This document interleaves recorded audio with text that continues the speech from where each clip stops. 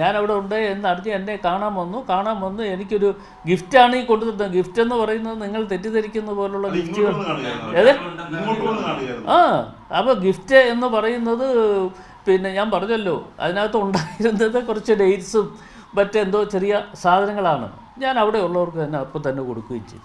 എൻ്റെ ഓർമ്മ എന്താണെന്ന് ചോദിച്ചാൽ അദ്ദേഹത്തിൻ്റെ സഹോദരിയുടെ മകളുടെ എന്തോ ചടങ്ങ്, അതാണ് ഈ വെഞ്ഞാറമൂട്ടി ഞാൻ പോയി എന്ന് പറയുന്നത്. വെഞ്ഞാറമൂട്ടി പോയി എന്ന് പറഞ്ഞാൽ അതിൻ്റെ ഒരു ഇൻവിറ്റേഷനാണ് തന്നതെന്നാണ് എൻ്റെ ഒരു ഓർമ്മ. തീർച്ചയായും വിഷ്ണു തലവൂർ ഇതിൻ്റെ വിശദാംശങ്ങളുമായി കൂടിച്ചേരുകയാണ്. വിഷ്ണു തലവൂർ, ആൻ്റോ ആൻ്റണിയുടെയും ഒപ്പം അടൂർ പ്രകാശിൻ്റെയും ഒക്കെ സന്ദർശനങ്ങൾ പൊറ്റിയുമായുള്ള ബന്ധം വലിയ അർത്ഥത്തിൽ തെളിവുകൾ സഹിതം വിവരങ്ങൾ പുറത്തെത്തുന്ന ഒരു നിമിഷത്തിലാണ് അടൂർ പ്രകാശിൻ്റെ വിശദീകരണം. ഈ വിഷയത്തിൽ അടൂർ പ്രകാശ് എന്തൊക്കെയായിരുന്നു പറഞ്ഞത്?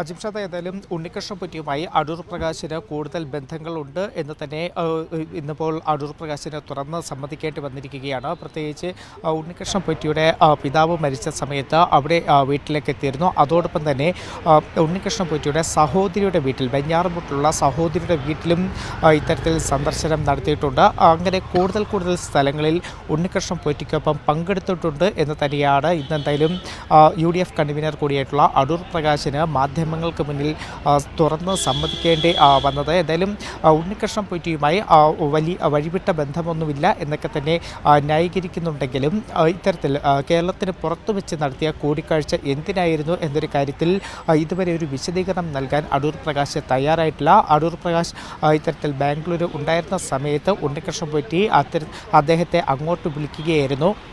അവിടെ വെച്ച് ഉപഹാരം നൽകി എന്നതാണ്. പക്ഷേ ആ ഉപഹാരം നൽകിയത് ചില മധുര പലഹാരങ്ങൾ, സ്വീറ്റ്സ് അല്ലെങ്കിൽ ഡേറ്റ്സ് ഒക്കെയാണ് അത്തരത്തിലൊരു ഉപഹാരമായി നൽകിയത് എന്നതാണ് ഈ അടൂർ പ്രകാശ് ഇന്ന് മാധ്യമങ്ങൾക്ക് മുന്നിൽ പറഞ്ഞത്. അതോടൊപ്പം തന്നെ പേപ്പർ പോലെ എന്തോ കൈമാറുന്ന ഒരു ചിത്രം കൂടി പുറത്തു വന്നിരുന്നു. അപ്പോൾ അതൊരു ക്ഷണക്കത്താണ് എന്നതാണ് തുടക്കത്തിൽ അടൂർ പ്രകാശ് മാധ്യമങ്ങളോട് പ്രതികരിക്കാൻ തയ്യാറായത്. പക്ഷേ പിന്നാലെ തനിക്കത് കൃത്യമായി ഓർമ്മയില്ല. 2019 2020 നടന്നതാണ്. അതുകൊണ്ട് തന്നെ എന്താണ് എന്നുള്ള കാര്യത്തിൽ തനിക്ക് കൃത്യമായി ഓർക്കാൻ കഴിയുന്നില്ല എന്നൊരു മലക്കമറിച്ചിൽ കൂടി എന്തായാലും അടൂർ പ്രകാശിൻ്റെ ഭാഗത്തുനിന്നും ഉണ്ടാവുകയും ചെയ്തിട്ടുണ്ട്. ഇതിന് പുറമെയാണ് സോണിയാഗാന്ധിയുമായിട്ടുള്ള ഈ ഉണ്ണികൃഷ്ണൻ പൊറ്റി, അതോടൊപ്പം തന്നെ ഗോവർദ്ധൻ ഉൾപ്പെടെയുള്ള ആളുകൾ എങ്ങനെയാണ് സോണിയാഗാന്ധിയുടെ വസതിയിലേക്ക് എത്തിയത് എന്നതടക്കമുള്ള ചോദ്യങ്ങൾ മാധ്യമപ്രവർത്തകരുടെ ഭാഗത്തുനിന്ന് ഇന്നും ഉയർന്നു വന്നെങ്കിലും അതിലൊന്നും തന്നെ വ്യക്തമായിട്ടൊരു മറുപടി പറയാൻ